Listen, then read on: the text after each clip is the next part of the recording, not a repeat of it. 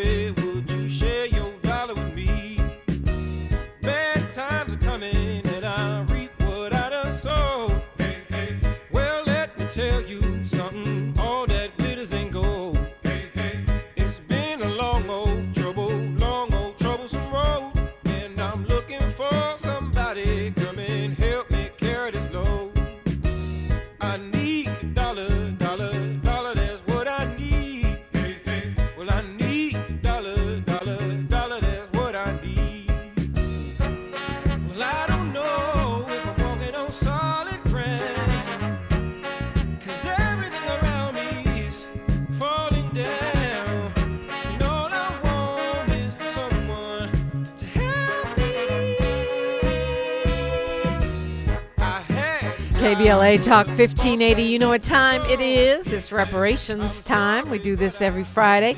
Every Friday, hour 2 is Freedmen Friday, and we focus on staying up to date, staying in the loop, and being knowledgeable about reparations. Don't be a naysayer. Don't just be a cheerleader. Be a part of the momentum. And I'm being joined this morning by someone who's definitely in that category. She's a housing attorney, actually. She's got expertise in expanding housing opportunities for California's vulnerable populations. She's also a reparationist. She's an advocate for lineage-based reparations and the originator of the concept to reestablish the Freedmen's Bureau at the federal level, at least in this decade, this century. Attorney Cheryce Cryer, welcome. Good morning. Great to see you. Glad to be here. Thanks for the invite. Reppin' Nipsey, I see you this morning with the poet girl Ronnie. I love that. It's so dope. You'd have to go on YouTube where we're streaming if you want to see Cheryce's outfit. But look, we said we were going to go through this ballot, and me and Ed just had a rough ride through the ballot. We're going to do another one, probably not so rough, because where the ballot touches the issue of reparations isn't everywhere. Right. So there's a few places which are more relevant than others, and that's what we'll focus on. Okay. I guess we can start maybe with let's start with something easy. Secretary of State. Secretary of State is easy because, to me it is, because we have Shirley Weber, Dr. Shirley Weber, running to keep her seat. Right. Okay, and she has 2 challengers. One of them is a Republican. The other one is Green Party. And so to me, even though I'm not, as I mentioned, station management does not really want me to tell you how to vote this time. I usually do. This time they don't want me to, but there will be signs. So You've got, you have two Green Party candidates, Michael Feinstein and Gary Blenner. And then you've got a Republican, Donald P. Wagner, going up against the incumbent Shirley N. Weber. To me, from a reparationist lens, the obvious choice would be Weber. Am I missing something? No, I don't know. I'm not even familiar with these other candidates, but remember that Dr. Weber wrote AB 3121. So that is what we need to focus on. And I would say that if we're talking about a reparations candidate, Dr. Weber is it. I don't have anything else to say about the other candidates. Yeah, I mean, I don't either. And the point of this conversation is, if you're a reparationist, if that's your number one issue, who are your candidates? Right. And to me, the Secretary of State should be a no-brainer. Right. If you're a reparationist. I agree. Yeah. I agree. Because in a way, party preference or platform or whatever doesn't matter. In our era, she has got to be one of the most effective reparationists. Yes. She got the ball rolling with the bills in California, the Right. reparations bills in California. And did so boldly when a lot of people are She did. scared. Absolutely. A lot of people are scared. Yeah. And so when you talk about, I don't really even know, and maybe you know better than I do. When you talk about treasurer and controller, those are roles that protect the money, guide the money, audit the money in the state, funds in our entire budget. And I know the controller candidates. We have Malia Cohen, the incumbent, is a black woman. She's a Democrat. We have Herb Morgan, who's a Republican and a chief investment officer. And then we have Megan Davis, who's Peace and Freedom School bus driver. They're challenging Malia Cohen. I have not spoken with Controller Cohen directly about reparations, but I did find her to be an impressive, progressive, younger black woman. I don't know what her stance on reparations or social justice or restorative justice. I haven't seen that. I know when I first heard about her, she's a black woman and she's qualified. And so some of the organizations that I'm affiliated with endorsed her because she was strongly qualified and because she was a black woman. I would hope that she is pro-reparations, but if I'm not mistaken, she's friends with the former mayor of San Francisco, London Breed. And they both, I'm not going to say much more than that. I don't know, but we know that London Breed abandoned reparations when she was mayor, right? She absolutely did. She actually had a black commission that recommended that she support reparations, and she said, no, it was too controversial. That's inside information. So I don't know publicly how Malia feels about it. I would love to hear her come out since I'm pretty sure she's a front runner supporting reparations. So yeah, I think she probably is a front runner as a successful incumbent. I haven't heard her either, and I have friends that I don't agree with on things, so I don't know if that's an automatic disqualifier, but certainly it makes you raise an eyebrow because we love inside information, but also the outside information wasn't good either, because what London Breed said when she was mayor of San Francisco is, well, I'm doing it with my, basically with my All Lives Matter program. We don't need something specifically for reparations. That sounds like what Governor Wes Moore said in Maryland. Did he? I mean, I think that Wes Moore said that the time for studies is over. I don't think he said we don't need repair for black people. I haven't seen him doing anything. He said we don't need studies and we're already doing the work, but they're not. And his veto was overridden by his legislature. Which was pretty extraordinary. You don't see that happen every day. And from what, we've had a couple of those commissioners on here. Oh, wonderful. From what I understand, from what they're telling me, he has not moved. He has not made any moves. He said the time for studies is over, but he hasn't made any other moves to do something besides a study. And more insider information, I found this out maybe over 4 years ago. He does not support reparations. That's next. Okay. Well, yeah, I mean, that's a next for me, but that sounds contradictory to his public statements. Publicly, he has said that he does, hasn't he? Not to my knowledge, and I would love to hear him say he supports reparations. Yeah, I need to go back and review, because when I was reading about his veto, his statements sounded like he supported reparations, but sometimes people are tricky with language, Yes. so I need to go back Yes. and review those statements. Yes. Because my impression was he supports reparations, he just doesn't want another study, which kind of sounds like your position. I would talk to Reverend Robert Turner about Governor Westmore's stance on reparations. I think we did. Okay. Okay. I'm going to have to circle Okay. back and listen to my own show again.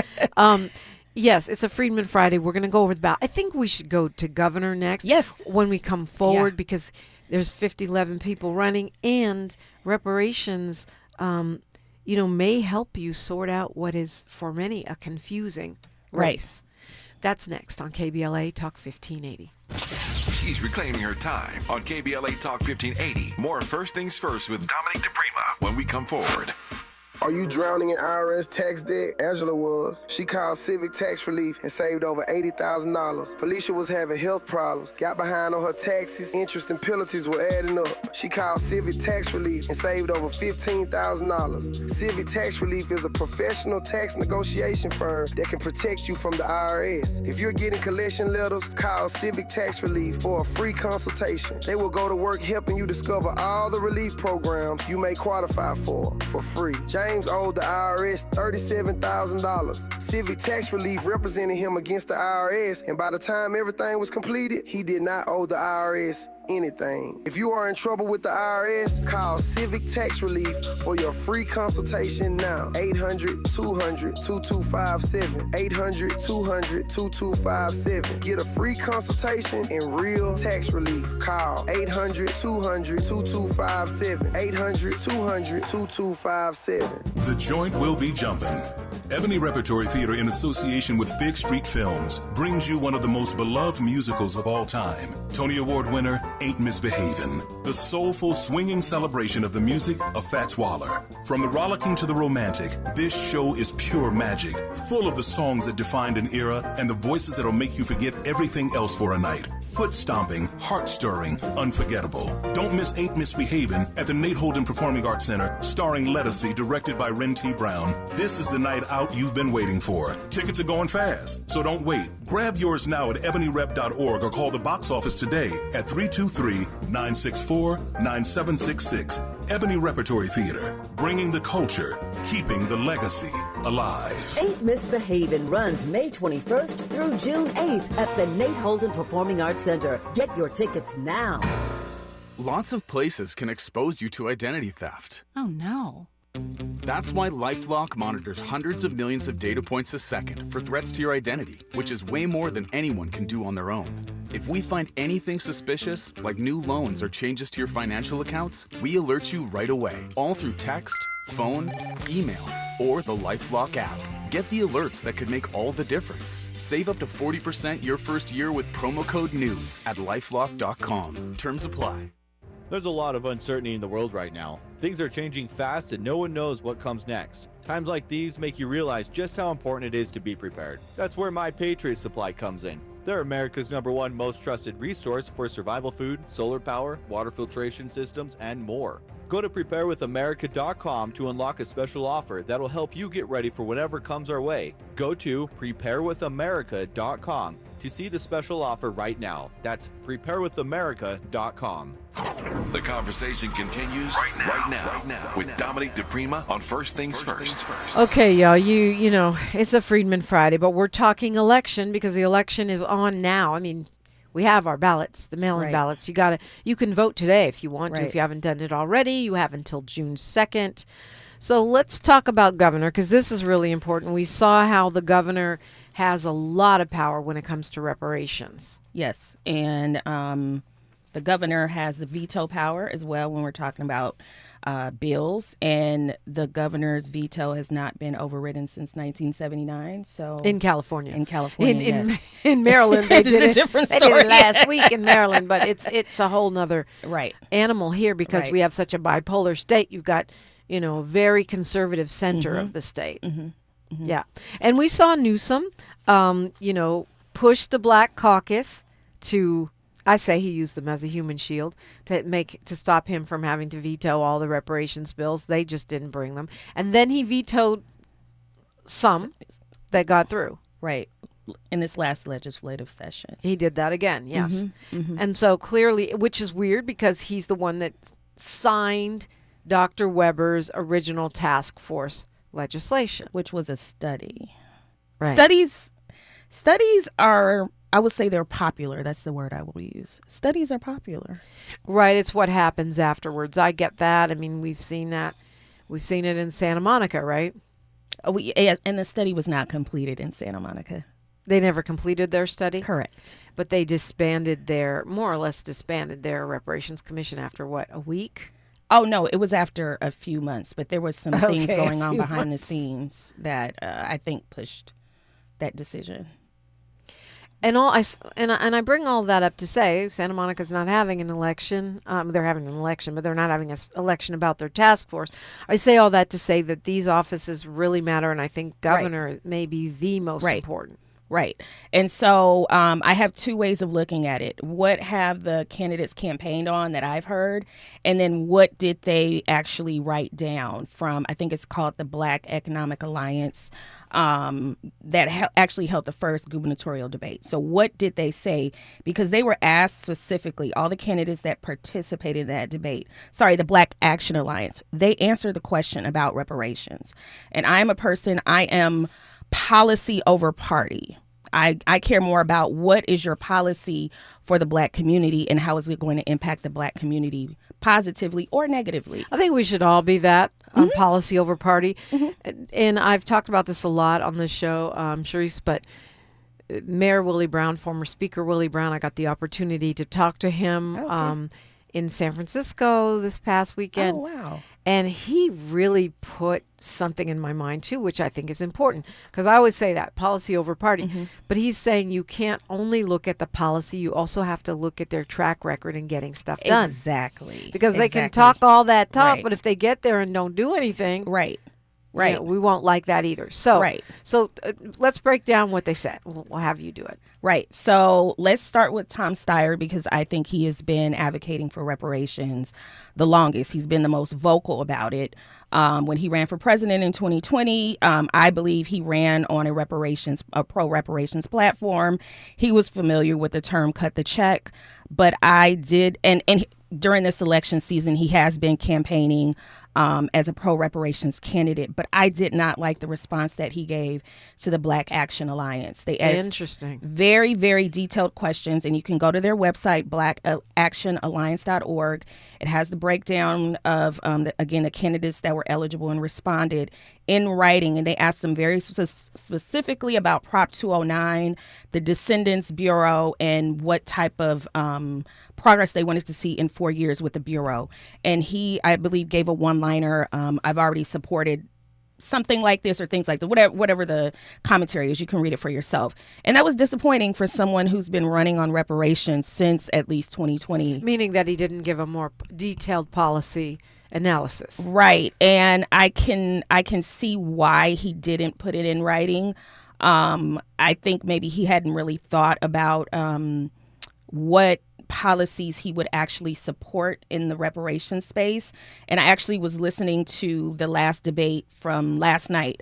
And I think when Steyer is not sure about a policy position, he kind of just, bluffs. And it seems like he kind of bluffed this answer because he and his team hadn't really thought about what they wanted to say. Yeah, that's interesting because Tavis Smiley interviewed Steyer, and when he came off the air, we had a conversation in the studio, just chopping it up out in the hall. It's weird because usually politicians rush out when they're off the air.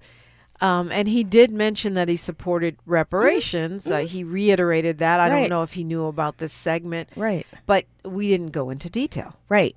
I don't think he has the details because, again, I'm just not sure if his team has really fleshed it out or if it's just, maybe a talking point for him. But some of the other candidates actually did answer substantively these questions. Okay, let's hear it. Okay, so the next candidate, I will say Tony Thurmond. He answered the questions. He gave substantive responses. He's the only black candidate. He's the only black candidate, and he's not polling well. Not polling well at all. It's really sad because really is sad. He is a progressive. He has held statewide office. Yes. He is younger. He is. I don't know why he hasn't landed with some of the endorsements and with voters really. And I'm not sure when he actually got into the race, but he did provide substantive answers. When asked questions directly, he has offered his support, said that he supported the Reparations Task Force and their findings, et cetera, et cetera. There's some recommendations I actually made to him directly. Good job. Yes. As far when as the superintendent of education, here's things that you can do to protect the BSAP program. And we didn't sit down and talk about it, but BSAP being Black Student Achievement, yes. for those who don't follow. Yes. And I'm so glad you said that because it's been under attack. It's now facing a renewed lawsuit, and I have been saying all along that this is a form of reparations. This should be under reparations, not affirmative action, so that it doesn't get all lives mattered. We are on the same page. I can't put into any more detail exactly what I told him to do that would help protect that program. But I'm very disappointed that, and I'm just going to say this publicly, that LA Unified didn't do more to actually insulate the program and protect it from attacks. It's being attacked by Parents Defending Education. They're not even based in California. It's a Virginia conservative nonprofit that Ed Blum is, on the board of. So why are you here? But there's ways for them to protect that program. I think maybe this next administration needs to think more closely about doing that. Yeah, I mean, and also shout out to UTLA. I don't, United Teachers, if it wasn't for them, it probably would have already fallen. Right, but another conservative nonprofit also attacked Fresno's BSAP program, and they did the same thing that LA Unified did. They just opened it up to everyone. So we need to be mindful and careful of these, programs that are specific to the Black community, and finding a candidate that's going to protect them. Yep, absolutely. So when you say Thurmond gave policy-specific answers, you felt like he was tracking this issue. Yes. My observation of Thurmond is that he is a progressive. I don't know if that's why he's not tracking. I don't know if they think we're not ready for a Black governor, but he's polling consistently around 1%. Yeah, again, I'm not sure when he got into the race. I seen him speak. I don't know. I don't know what the issue is. But so I'll say that to say I'm not sure if we can rely on his policy positions for reparations for this next administration. I'll say that. Okay, so a lot of folks have been saying that Steyer's the only one who supports reparations, but clearly that's not true if Thurmond took detailed policy positions. I wonder about voting for a Tony Thurmond, though, who's polling at 1%. When we could end up with a Chad Bianco, which I don't think we need to ask whether he's for reparations. Okay, so I will say this about both Republican candidates, again, on policy over party. Right. They were, from the response I've seen, I think the only one who responded was not Chad Bianco. Steve Hilton. Steve Hilton responded, and he was a no, period. Yeah. No.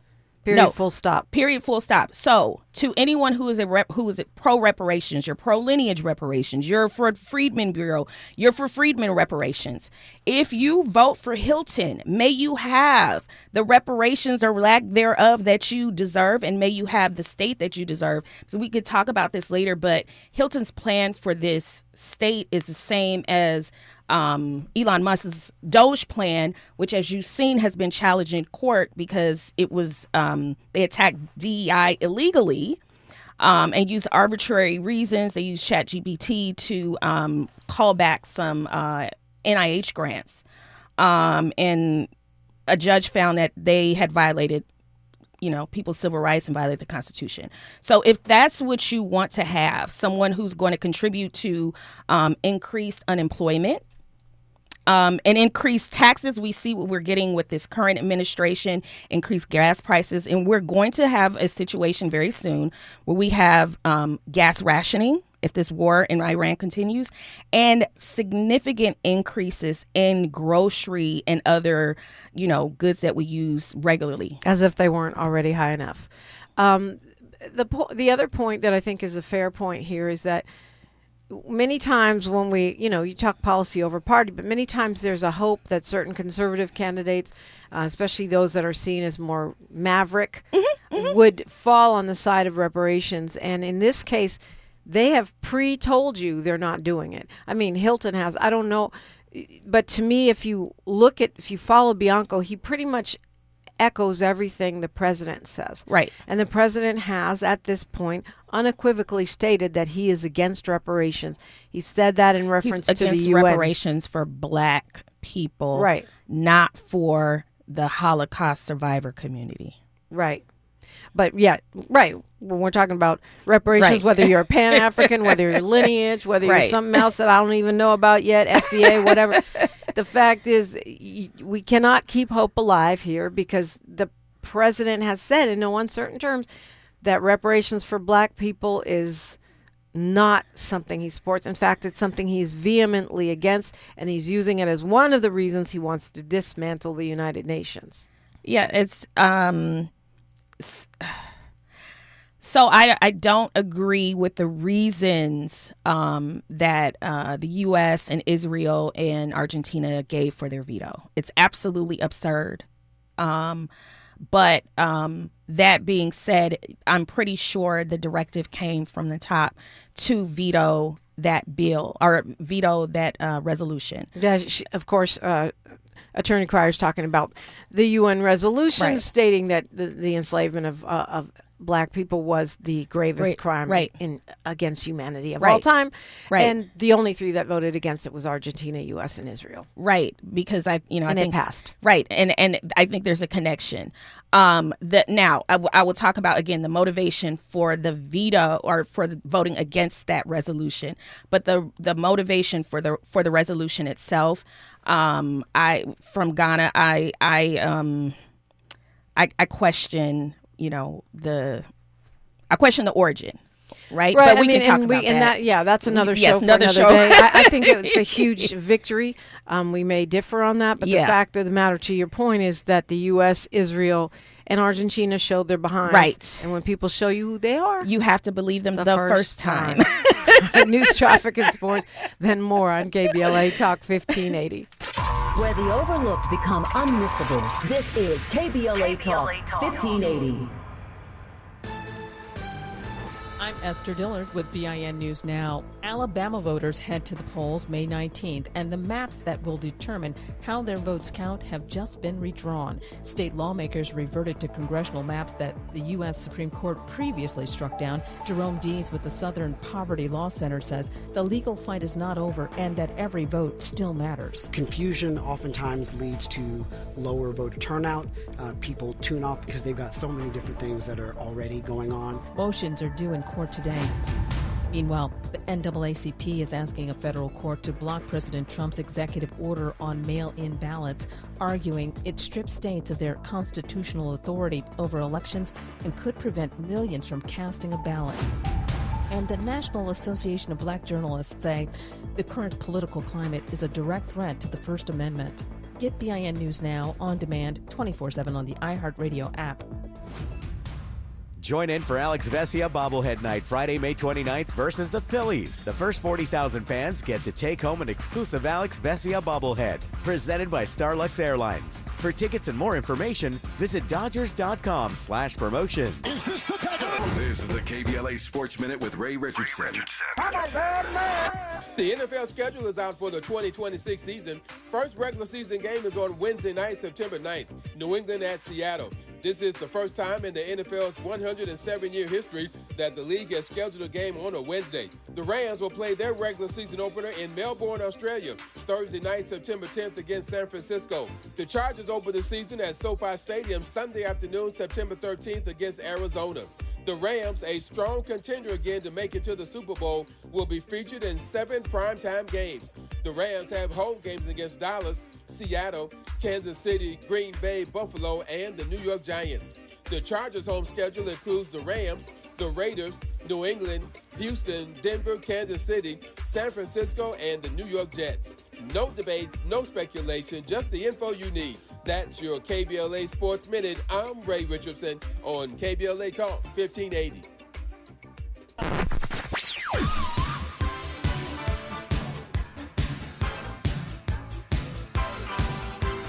This is KBLA Talk 1580.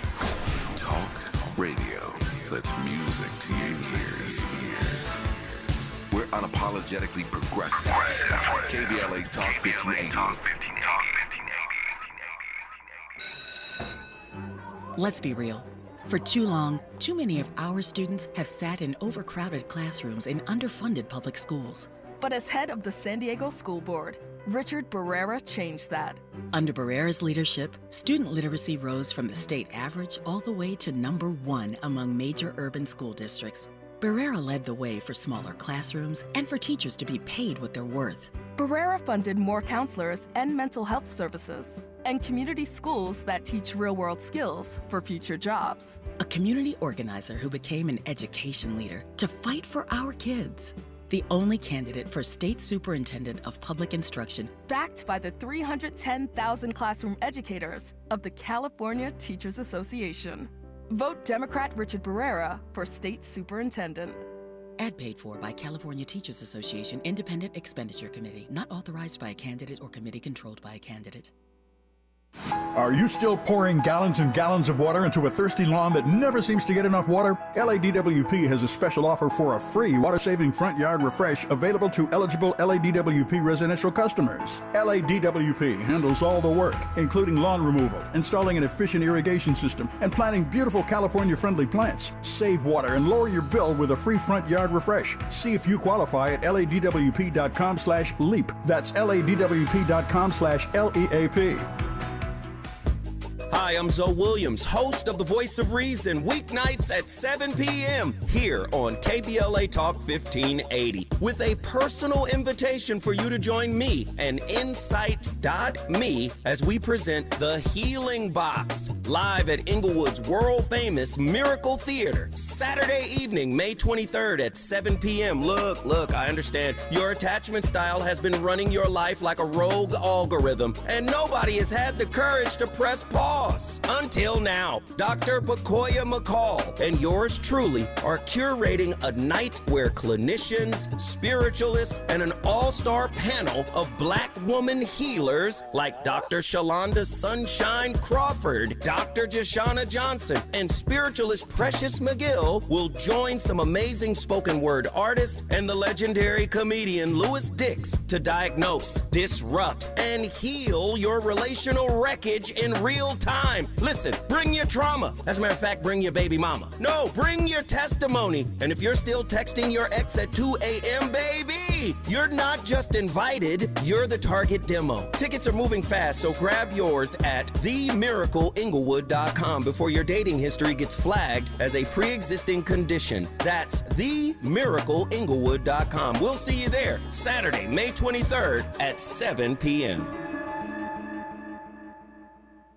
At KBLA Talk 1580, we do more than just talk. You got a big mouth. Hello, Joe, you're up. Welcome. We're unapologetically progressive, and we don't black down. Man, this ballot is like the SAT. That's how long it is. You're going to be filling in bubbles for your whole morning. Yes. But we're talking about the governor's race because this is a Freedman Friday. Governor has veto power.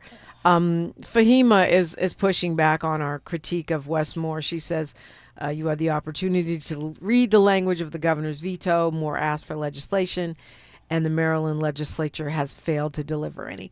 We can go a little deeper on that another day. Right now, we're looking at our governor's race here in the state of California, where clearly reparations has been and is an issue. We talked about Thurman.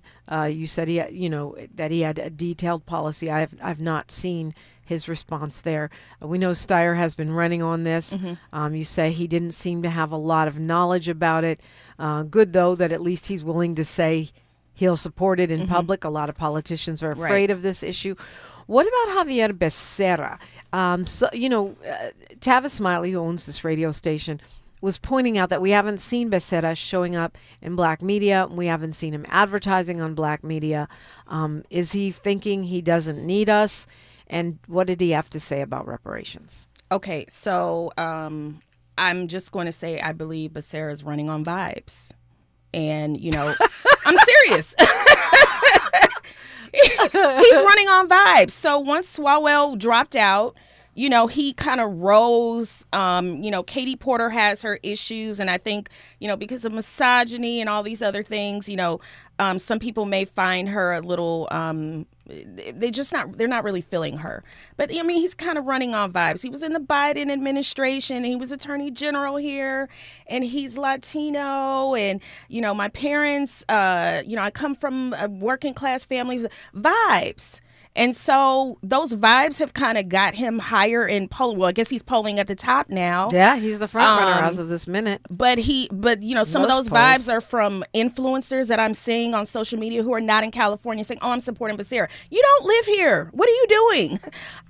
But he is not running on reparations. Right. He is not running on helping out the black community.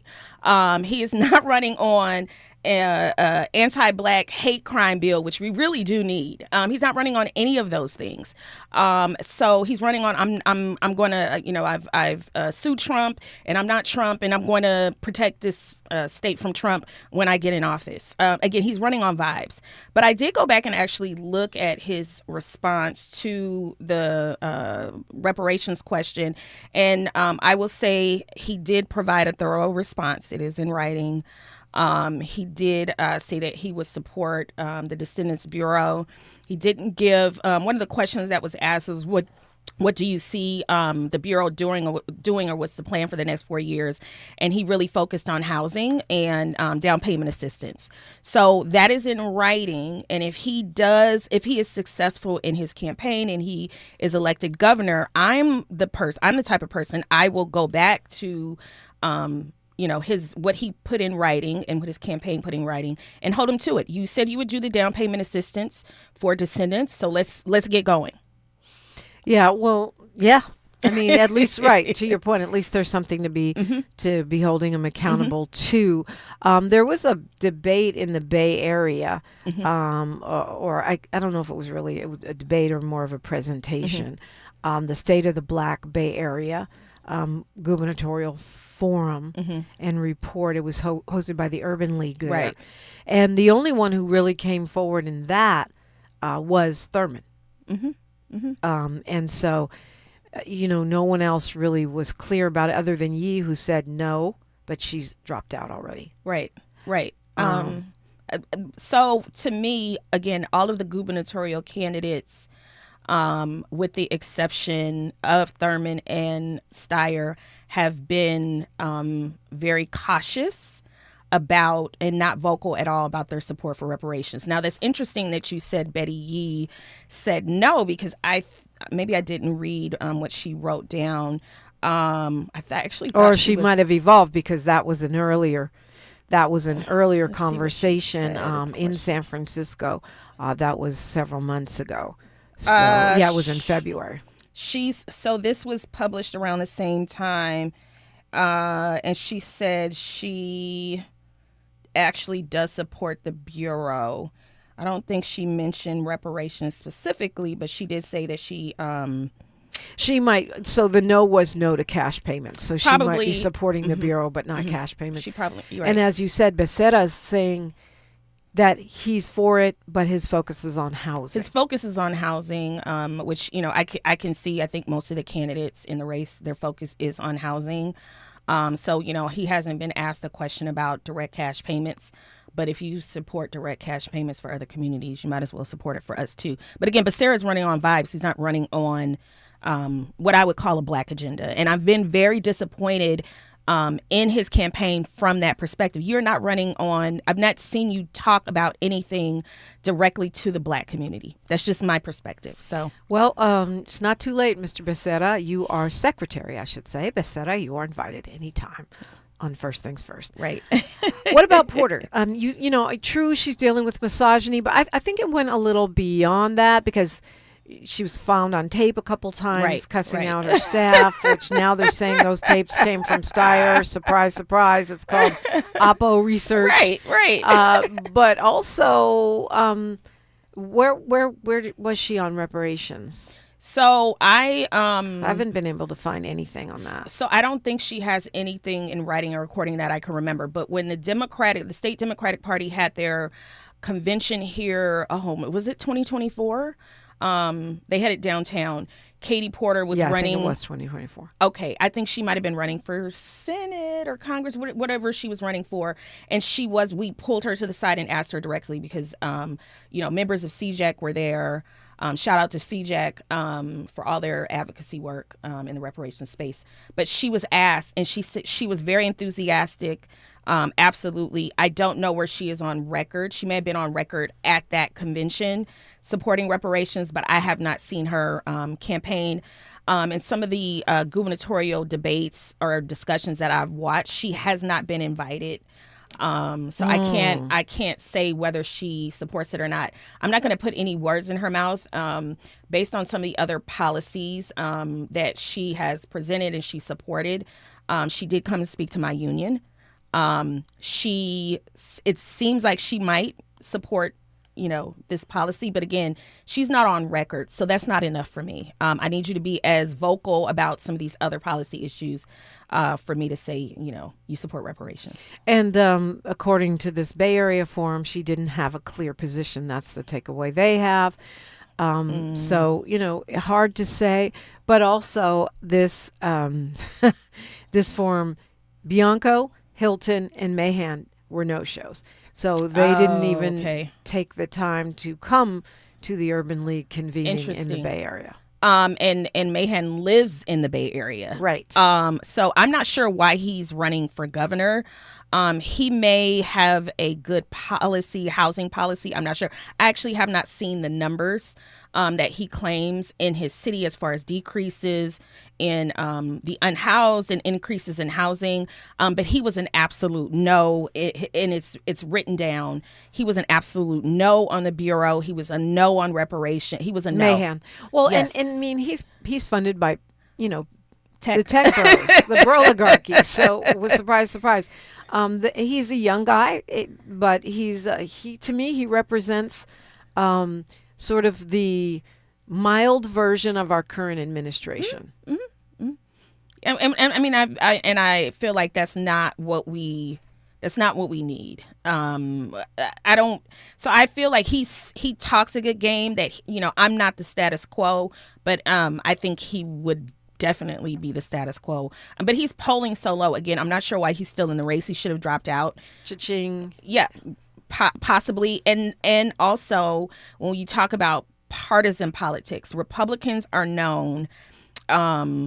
Actually, no, it's the Democrats, so I can't say that. Democrats have been known to fund Republican opponents to push other Democratic candidates out of the race. Yeah, that's right. I mean, that's what Adam Schiff did. Right. In the Senate race. Right. And it apparently worked. Right. Because he is now the sitting senator. But to your point, we already know he's a no. Right. From a reparationist lens, that's a non-starter. He's I mean, I haven't seen any other policies where he is, and I don't like to use the word progressive because that's not the term I'm looking for. He is not pro-black. He does not appear to be pro-black. And I'm, other than housing, I'm not sure what policy he is running or on policies he's running on as governor. He hasn't talked about anything else. Yeah. Well, he's talking to me. He's running on. I'm not them. I'm not a progressive. It's pretty much his platform. I'm not a progressive, but I'm not a Republican. vote for me. But look, if one of your main backers is allegedly Peter Thiel, a white South African billionaire, do we expect him to have a pro-black agenda? No, not at all. I'm kind of like, can we connect the dots here? No, I mean, not at all. And I don't expect all of these candidates to have a pro-black agenda, but I expect the ones who want to be serious in this race, they should have a pro-black agenda. Yeah, and even if it's not an agenda, at least, an acknowledgement that these are issues that are part of your portfolio or part of your platform. Right. Like, I don't expect you to, be wearing a Reparations Now t-shirt, you know what I mean, and hanging out at Leimert Park. But you could at least, acknowledge this. Right. Yeah. Right. Because we, quiet as it's kept, it's not that easy to win public office without us. Absolutely not. And who do you think is giving a lot of these major endorsements? I'm not going to name the PACs, but these Black women's PACs in the state of California are very powerful. And a lot of candidates from, the governor on down, the president on down, actually seek endorsements from these organizations. So if you're not even engaging and you're not presenting policies that, again, are specific to the Black community, hint, then, again, you're not a serious candidate. Yeah, it's an interesting way of looking at it. Again, back to my conversation with Mayor Willie Brown, former Speaker Willie Brown. He says he looks at every single candidate as a potential employee. Oh. And would I hire this person? Interesting. Because it's not just, he said, about what they say they're going to do. It's what have they gotten done in the past. Right.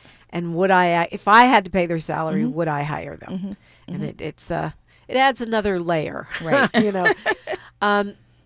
Attorney Cheryce Cryer is here, and I'm really interested to talk a little bit about a couple of the other offices if we have time. 800-920-1580. Certainly, we want to take a look at the Lieutenant Governor now that we've talked to Governor. That and more straight ahead on a Freedman Friday, KBLA Talk 1580. More of First Things First with Dominic DePrima when we come forward. Let me tell you something about Los Angeles.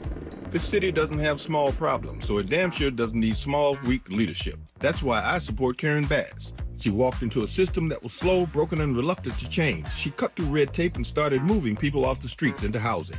She created the Office of Community Safety to make our neighborhoods safer, supported wage increases for many underpaid workers, expanded contract opportunities for small minority business, and signed an executive order to give formerly incarcerated people a second chance. Karen Bass is about real change. I'm Samuel L. Jackson, and I've seen a lot of people talk tough. Karen Bass is tough. That's why I'm voting for Karen Bass, and you should too. So vote today. You received your ballot in the mail by now. You don't even have to go to the polls. Just fill out your ballot and hand it to your postal worker. No stamp needed.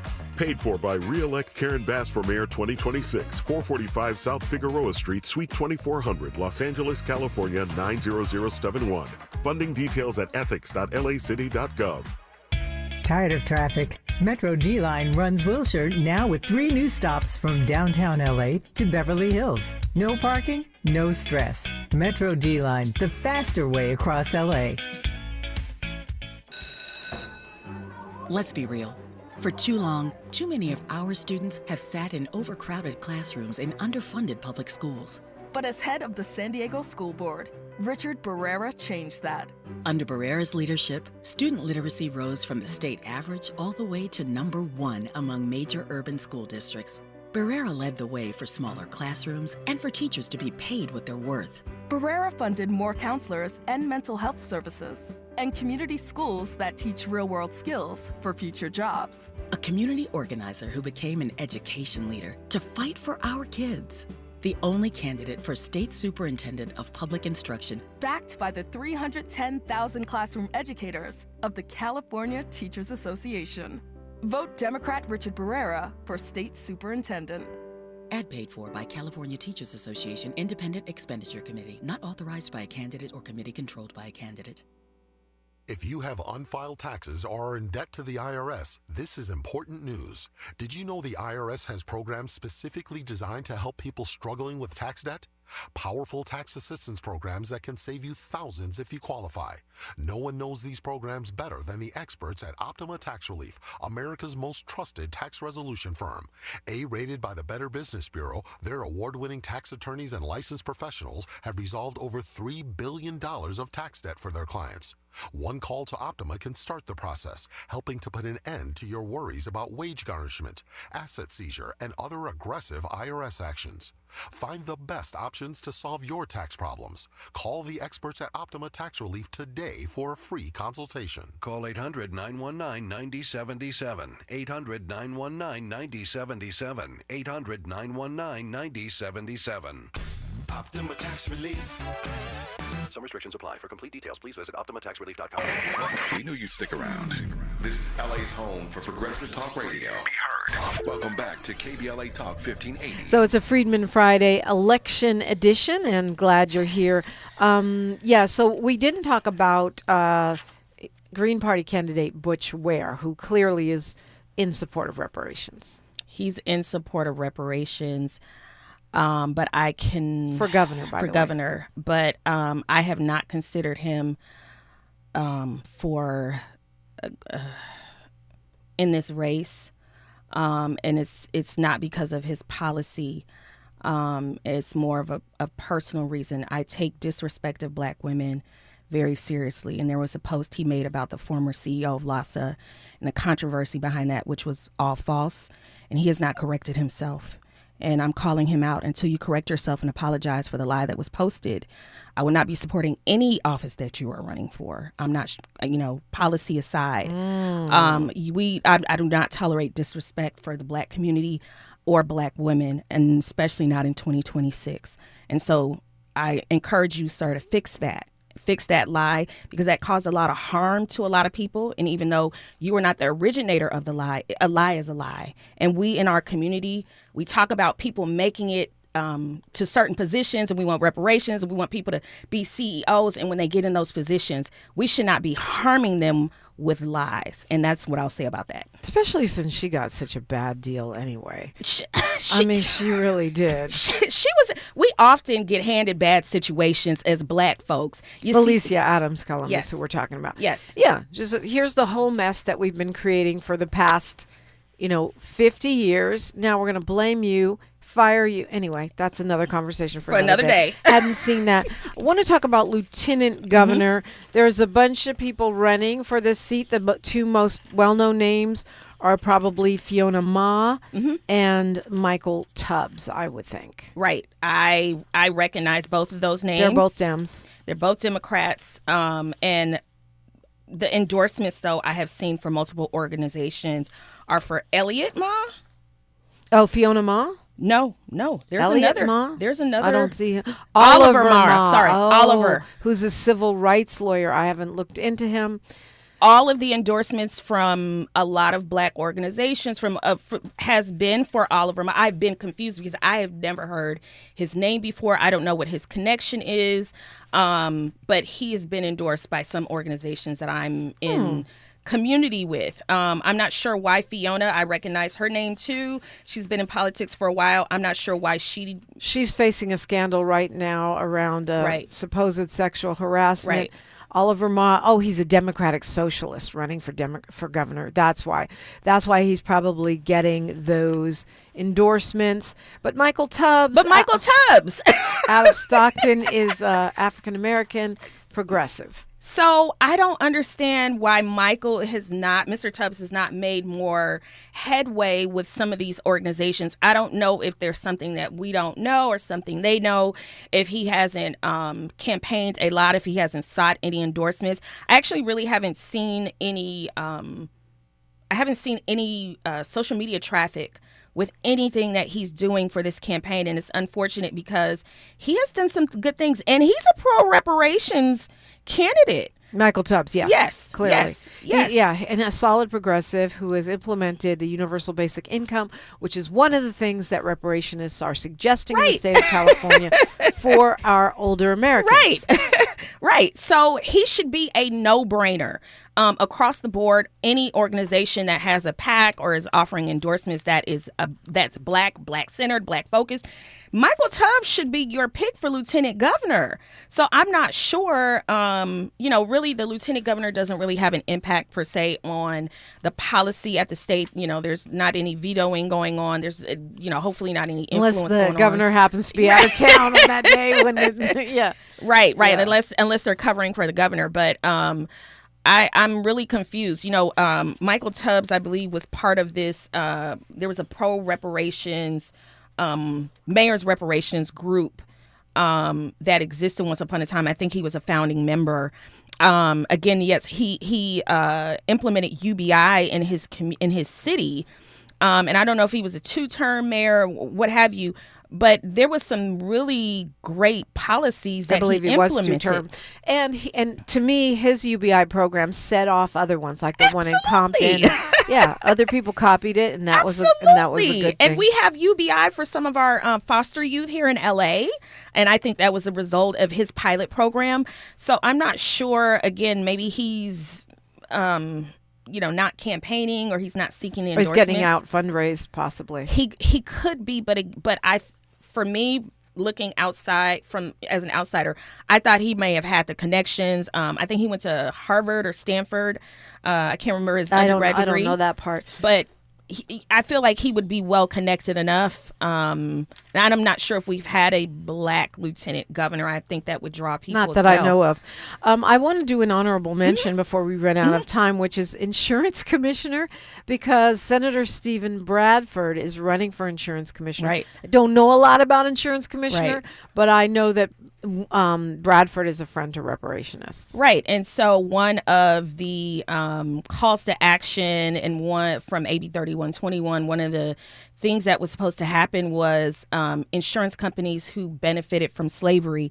That information was supposed to be gathered. So we already know. That's right. Senator Bradford is a pro-reparations person. He's put forth pro-reparations policies. He is pro-black.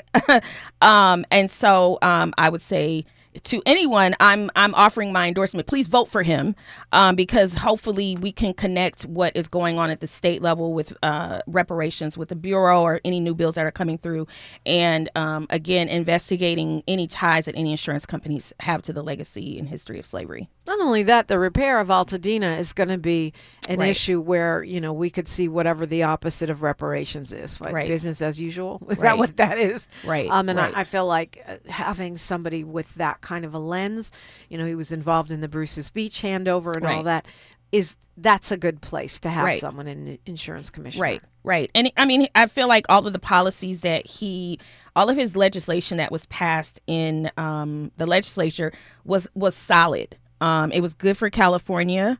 And so I think he will continue to be that voice we need, even though, again, I'm with you. I don't really know what the insurance commissioner does, but I'm hopeful that if he is successful, that, we can continue the work that has been done. We know for sure they regulate the insurance companies. Right. We know that much. And we know that's definitely needed right now. And you need someone with that IDGAF attitude, which Senator Bradford does tend to display.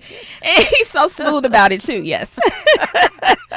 Attorney Cheryce Cryer, thank you so much for coming in and doing a reparationist sample ballot with me. It's much appreciated. All right, thanks for having me. All right, phone lines are wide open. If you heard a thing, you've got a question about a thing, or you disagree or agree with a thing, call me now, 800-920-1580.